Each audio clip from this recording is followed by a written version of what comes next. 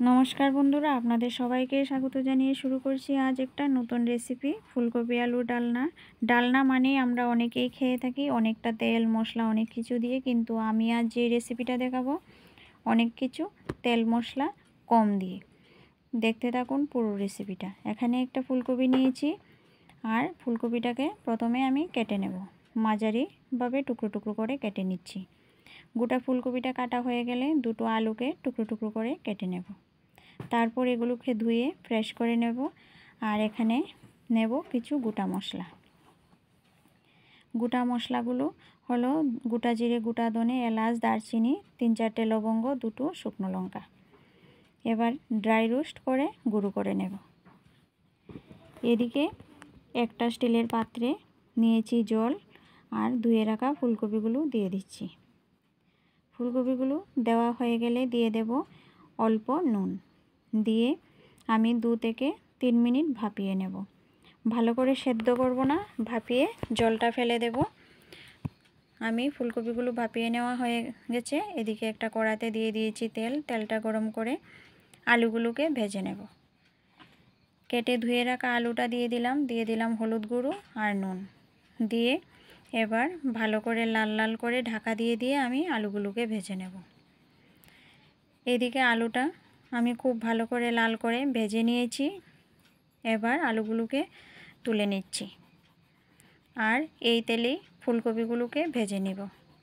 ফুলকপিগুলোর মধ্যেও আমি দিয়ে দেব হলুদ গুঁড়ো আর নুন দিয়ে ফুলকপিগুলোকেও হালকা লাল করে ভেজে নেব। ফুলকপিগুলো আমার ভাজা হয়ে গেছে। এবার নামিয়ে নেব। দিয়ে দেব কড়াতে সর্ষের তেল আর একটা তেজপাতা হালকা ব্রাউন হয়ে গেলে দিয়ে দিচ্ছি গোটা জিরে। 2-1 সেকেন্ড নাড়াচাড়া করে দিয়ে দেব পাঁচফোড়ন। তো গোটা জিরে বা পাঁচফোড়ন যে কোনো একটা দিলেও চলবে, একটা স্কিপ করতে পারেন। দিয়ে দিয়েছি অল্প হলুদ গুঁড়ো যাতে আদা বাটাটা না ছিটকয়। এবার হলুদ গুঁড়ো দিয়ে আদা বাটাটাকে অল্প কষিয়ে তারপর দিয়ে দিচ্ছি কাঁচা লঙ্কা বাটাটা ভালো করে কষিয়ে নেব। দিয়ে দিচ্ছি হলুদ গুঁড়ো, কাশ্মীরি লঙ্কা গুঁড়ো। এই রেসিপিটা কাঁচা লঙ্কা বাটাতেই ভালো লাগে খেতে। এবার অল্প জল দিয়ে মশলাটাকে আমি ভালো করে কষিয়ে নিচ্ছি।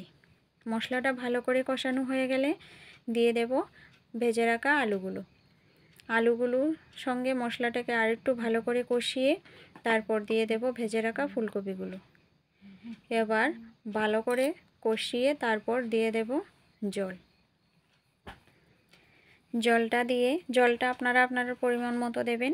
যে যেমন ঝোল খেতে ভালোবাসেন বা গ্রেভি রাখতে ভালোবাসেন সেরকম জলটা দিয়ে নেড়ে চেড়ে দিয়ে দেব পরিমাণ মতো নুন দিয়ে অল্প কিছুক্ষণ জাল করে নেব। জালটা হয়ে গেলে দিয়ে দেব আমি আগে থেকে ভেজে রাখা মশলাগুলো ভেজে গুঁড়ো করে রেখেছিলাম। এবার দিয়ে আরও কিছুক্ষণ আমি ঢাকা দিয়ে জাল করে নেব। 4 থেকে 5 মিনিট ঢাকা দিয়ে জাল করে নিলে আমার সবকটা সবজি সেদ্ধ হয়ে যাবে আর রেসিপিটাও পুরো রেডি হয়ে যাবে। তো রেডি হয়ে গেল আজকের ফুলকপি আলু ডালনা। এভাবে ফুলকপি আলু ডালনা বানিয়ে একবার খেয়ে দেখবেন। যদি ভালো লাগে কমেন্ট করে অবশ্যই জানাবেন। ধন্যবাদ পুরো ভিডিওটা দেখার জন্যে। যদি ইউটিউব থেকে দেখেন তাহলে সাবস্ক্রাইব করে দেবেন চ্যানেলটাকে, আর যদি ফেসবুক বা ইনস্টাগ্রাম থেকে দেখেন তাহলে ফলো করে দেবেন। নমস্কার, দেখা হচ্ছে কাল অন্য কোনো রেসিপি নিয়ে। আজ তাহলে এইটুকুই।